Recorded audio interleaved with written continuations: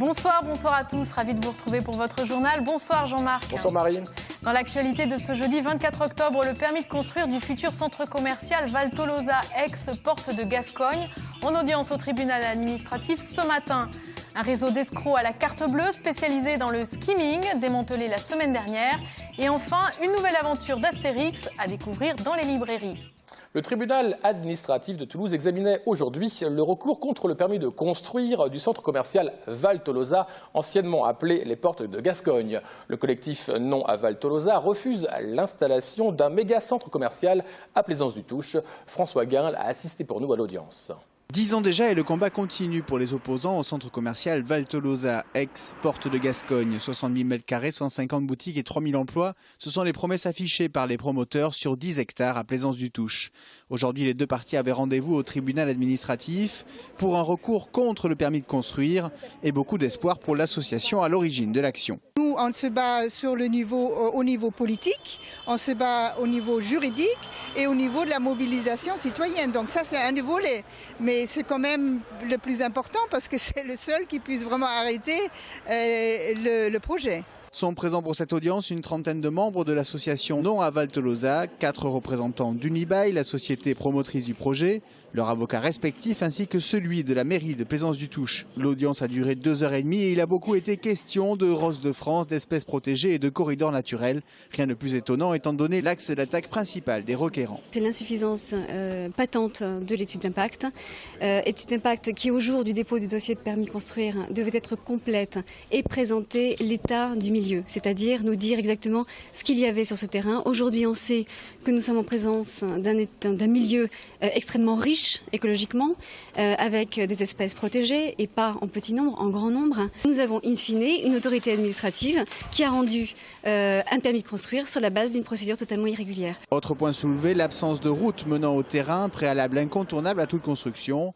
Côté promoteur, peu de commentaires à la sortie de l'audience, mais de la confiance. C'est le tribunal qui juge. On saura ça d'ici un mois. Un mois, c'est le temps nécessaire au délibéré. On saura alors si le permis de construire de Val Tolosa est valable ou pas. Un réseau de cybercriminalité comptant un Toulousain à sa tête a été démantelé la semaine dernière par la brigade financière du SRPJ lors d'une opération menée en Bretagne et à Toulouse. Les délinquants utilisaient la technique dite du skimming, autrement dit du clonage de cartes bleues. Cette technique est de plus en plus fréquente. Un gendarme de Toulouse nous en explique le principe. Un reportage de Jean-Marc Lucas et Alain Sorat. Ceci est ce qu'on appelle un skimmer. C'est un dispositif qui est déposé par les escrocs sur les guichets automatiques de billets dans le but de récupérer. Alors c'est posé en haut quand vous êtes avec votre carte bleue. Tout à fait. Vous tapez votre code et en fait il y a une caméra. Tout à fait. Voilà, vous avez une micro-caméra ici qui est alimentée par un dispositif de batterie et un système qui permet l'enregistrement de la vidéo de la caméra. D'accord. Alors la caméra en fait il y a un tout petit trou de rien là en fait. Exactement. Voilà. C'est ce micro-trou qui permet d'enregistrer les frappes du clavier que les personnes. Donc là les gens vont identifier notre code. Voilà, avec ça, ils enregistrent le code que vous tapez. Voilà. Ils ont également besoin. Mais ils n'ont pas ma carte. Ah, ils n'ont pas votre carte, mais ils vont la récupérer d'une autre manière. D'accord. Quand vous insérez votre carte dans l'encoche pour classique, vous avez un dispositif qui est mis en surplus à l'avant du guichet automatique de billets et dont le but va être de récupérer la piste magnétique de votre carte.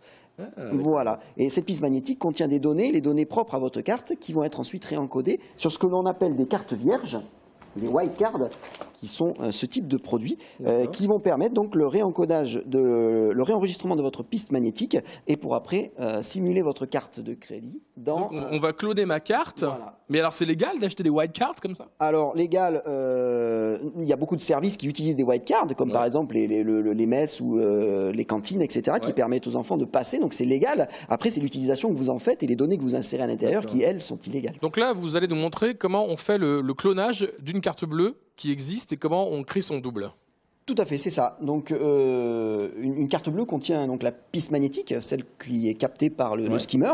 Elle contient des données. Ces données-là, on est en mesure de les capter pour les réencoder sur une carte vierge. Et donc ça, c'est le même principe que l'on a sur le skimmer. Il y a un lecteur de piste magnétique qu'on va utiliser donc, pour lire la piste de la carte de crédit, à savoir ma carte de crédit. Donc, on a un petit logiciel qui est fourni avec ce système-là. Alors ça, on l'achète aux États-Unis pour $200. Voilà, vous pouvez l'acheter sur Internet pour $200. $200. Voilà, et vous le faites livrer. Généralement, c'est du matériel qui provient de Chine. C'est légal, hein, on peut l'acheter. C'est légal, oui, tout à fait. C'est légal. Après, c'est l'utilisation qu'on en fait qui, bien entendu, est illégale. Et là, on va faire une utilisation illégale du système.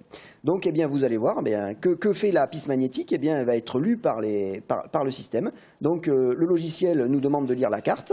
On passe notre carte bancaire avec sa piste magnétique dans le système. Et le système nous donne les totalités de la piste magnétique. Il suffit ensuite, tout simplement, ces données-là, de les réécrire. Ouais. Sur une carte. C'est comme si on faisait la copie sur un disque vierge, quoi. C'est ça, tout à fait. Là, ici, nous avons une white card. Hein, donc là, par exemple, alors ça pourrait très bien être une autre carte bancaire périmée, par exemple, qui a une piste magnétique. Le plus important, évidemment, voilà, c'est la piste magnétique. Donc là, c'est la carte de notre messe ici de restauration. Eh bien, ici, il y a une piste magnétique. Eh bien, nous allons réécrire sur cette carte les données. Et voilà. Donc ça prend 3 secondes, en fait. Ça prend 3 secondes. On a fait un passage, un deuxième passage. Et c'est une carte bleue, enfin fausse carte bleue, je vais à l'étranger et j'achète ce que je veux. Voilà, puisque vous avez le code, vous avez ce qu'il faut. Donc vous retirez au guichet automatique de billets dans ces pays-là sans aucune difficulté. Vous pouvez passer dans les péages d'autoroute sans aucune difficulté. Voilà, rappelons que la cybercriminalité est punie par la loi. Le CIAN, le Salon des partenaires de l'industrie du Grand Sud, se terminait aujourd'hui. Le lieu de rendez-vous entre les entreprises et les acheteurs sur fond de technologies innovantes pour les outillages de production. Jérôme Bollock est allé enquêter au parc des expositions. Malheureusement, la France souffre un peu au niveau automobile. Et finalement, ce qui génère de l'activité en France au niveau industriel, c'est évidemment l'aéronautique aujourd'hui, à travers Airbus forcément. 6000 mètres carrés de machines-outils, 900 tonnes de matériel, l'un des 3 halls du CIAN présente les nouvelles technologies de production. Qui dit industrie en Midi-Pyrénées dit forcément aéronautique. Les exposants en ont bien conscience. Ce marché est en constante évolution et il faut s'adapter. L'ère de la sous-traitance de première prestation est passée. Il faut maintenant proposer des sous-ensembles avec des pièces fabriquées mais également assemblées. Proposer aux constructeurs des modules beaucoup plus complets.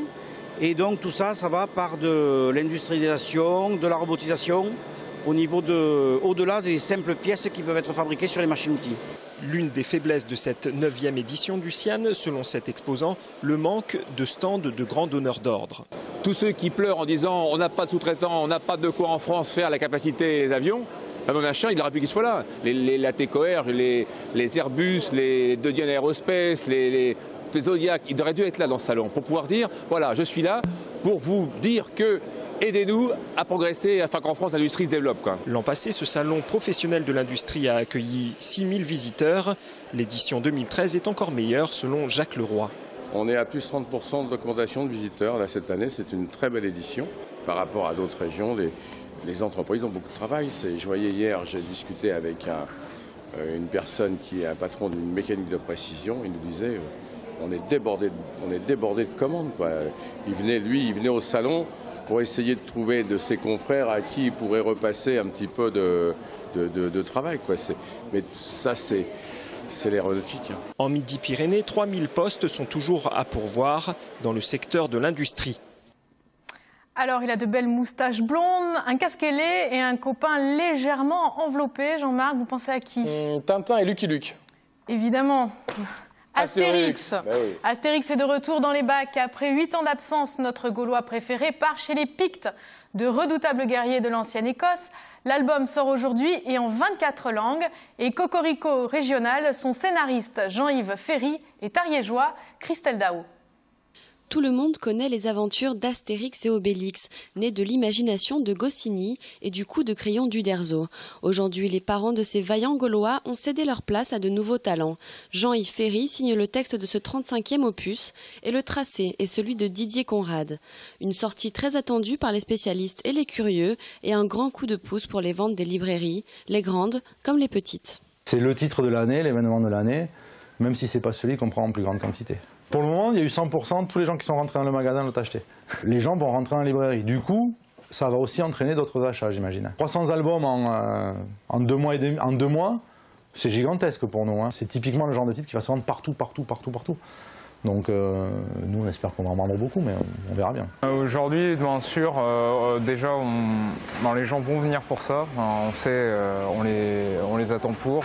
Ça fait depuis le début de l'année, depuis le festival Angoulême où ça a été annoncé que les gens l'attendent. Et on avait une demande depuis un bon mois sur la date de sortie exacte et aussi sur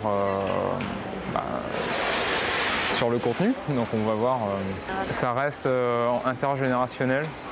C'est l'une des BD qui fonctionnera même encore dans 20 ans, quelles que soient les personnes qui le lisent. Ça continuera à fonctionner. Jean-Yves Ferry a réussi le pari de faire rire et son dessinateur, celui de faire voyager. L'univers de ces irréductibles est bien présent, même au royaume des Macs et des Kiltakaro.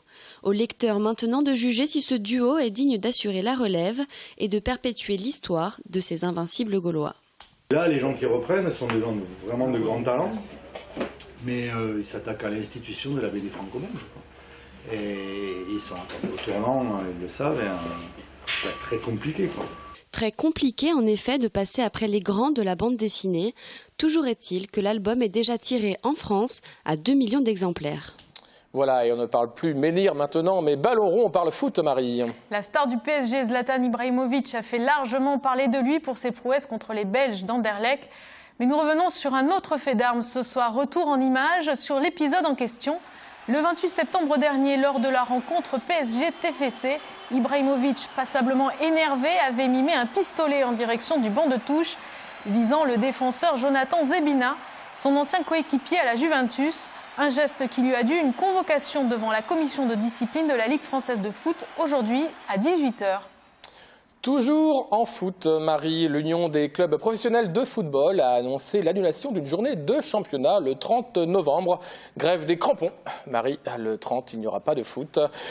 Contre la taxe à 75% sur les salaires de plus d'1 million d'euros par an, adoptée par le gouvernement et qui incomberait non pas aux joueurs, mais au club. Et le TFC, lui, n'a toujours pas voulu communiquer sur cette affaire. Et pour en terminer avec le ballon rond, le TFC organisait aujourd'hui sa traditionnelle conférence de presse en vue du prochain match. Les Violets vont rencontrer Rennes samedi à 20 h au Stadium. On écoute Alain Casanova et Wissam Ben Yedder au micro d'Alain Sorat. Beaucoup de joueurs se rapprochent de leur meilleur niveau. D'autres montrent de plus en plus de constance. Aujourd'hui, il y a 18 joueurs de champ sur les 19 de l'effectif donc qui sont disponibles et il y a une grande concurrence interne tous les jours à l'entraînement. Donc ceux qui jouent savent que il faut pas faiblir, qu'il faut être performant. Donc c'est très bon pour le collectif. L'année dernière, je jouais seul en pointe et voilà, j'étais obligé de faire la différence à moi tout seul. Sur la surface adverse et essayer d'être efficace. Cette année, c'est un peu différent parce que voilà, je pense que je joue avec un autre attaquant qui est à côté de moi et je dois énormément m'associer à lui. Voilà, si en ce moment on gagne les matchs, c'est dû à ça parce que on a un bon milieu de terrain et je pense qu'on pèse énormément pour les défenses. On parle d'un couple mythique maintenant, Marie, et ce ne sont pas Astérix ni Obélix. Ni l'un ni l'autre. Cannelle et Papillon faisaient partie des derniers représentants des ours des Pyrénées. Papillon est mort en juillet 2004, sans doute de vieillesse. Sa compagne a été abattue quelques mois plus tard par un chasseur lors d'une battue au sanglier. Le réalisateur toulousain Jacques Mitch a décidé de leur rendre hommage suite à l'exposition du muséum sur l'ours. Il présente aujourd'hui son film « On l'appelait Cannelle », un reportage de Marlène Canal. Je dis souvent pour rigoler qu'il n'y a pas eu de film sur les 2 derniers dinosaures, il n'y a pas eu de film sur les 2 derniers mammouths. Je me suis dit je vais faire un film sur les 2 derniers ours des Pyrénées. En 2004, Jacques Mitch, le réalisateur toulousain, est en repérage dans la vallée d'Aspe lorsqu'il apprend que Cannelle, la dernière ours de souche pyrénéenne, s'est fait tuer. Et c'est en 2012 que le déclic se fait. Le muséum est alors en train de monter l'exposition Ours, mythes et réalité. Le réalisateur entame un véritable travail d'immersion. À filmer les taxidermistes et le préparateur en ostéologie, jour après jour, à travailler sur la taxidermie, la préparation de l'ours Papillon, qui était le compagnon de Cannelle, le dernier ours aussi de souche pyrénéenne, un mâle. qui lui est mort de vieillesse par contre. Il est mort à 29 ans. J'ai essayé de montrer dans le film le travail de l'ombre de ces gens dans les muséums. En fait, c'est assez formidable. C'est pas de l'artisanat, c'est de l'art, quoi. Un truc assez comique, enfin comique. Moi qui m'a fait un peu rire au départ, il a fait appel à un coiffeur pour boucher les trous de Canel. C'est-à-dire que Canel avait un énorme trou, un trou de balle, on va dire, un vrai trou de balle, un coup de fusil, quoi. Donc il y avait un gros trou, et puis elle avait été dévorée par les vautours autour de la mâchoire.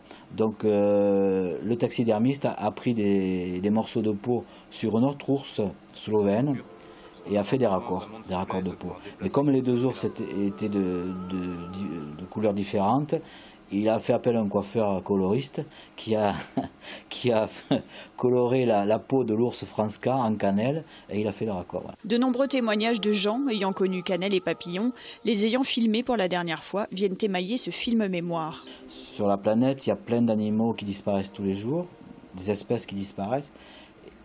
Ça, c'est important parce que détruire la biodiversité, c'est mettre l'homme en danger. Voilà, c'est par la pollution, par plein de choses. Et Canel et Papillon sont un peu les symboles de ça. Au-delà de la problématique de l'ours, c'est une espèce qui disparaît. Voilà. Aujourd'hui, on recense 22 ours dans les Pyrénées, 21 sont slovènes. Le dernier, c'est le fils de Canel et d'un ours slovène. On l'appelait Canel, doit être diffusé ce soir à 19h et 20h15 au Muséum de Toulouse. Après l'ours, Marie, nous parlons de la bête. Enfin, la bête et la belle, c'est le nom du ballet du Capitole qui se joue en ce moment avec cette création de Kader Bellarbi, conçue comme des variations libres sur le thème du célèbre conte, plutôt audacieuse d'ailleurs. Le ballet sera dansé sur des musiques de Daquin, Haydn, Ligeti et Ravel. La série est dédiée à Valérie Berman, peintre, scénographe et costumière, qui vient de décéder. Greg Lamazer nous donne un avant-goût du spectacle.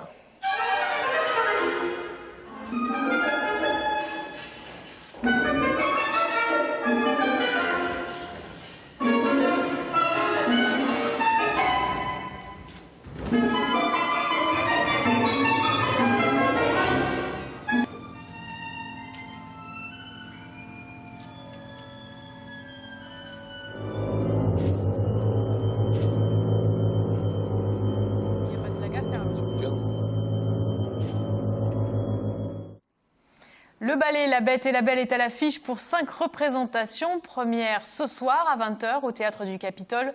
Sur TLT, vous retrouverez un reportage de Greg Lamazer avec une interview de Kader Bellarbi dans l'agenda culturel à 19h40, 22h50 et demain à 17h. Avant de terminer, Marie, n'oublions pas qu'il y a le marathon qui se court ce dimanche. Alors, je ne sais pas si vous le ferez avec ces chaussures-là ou non.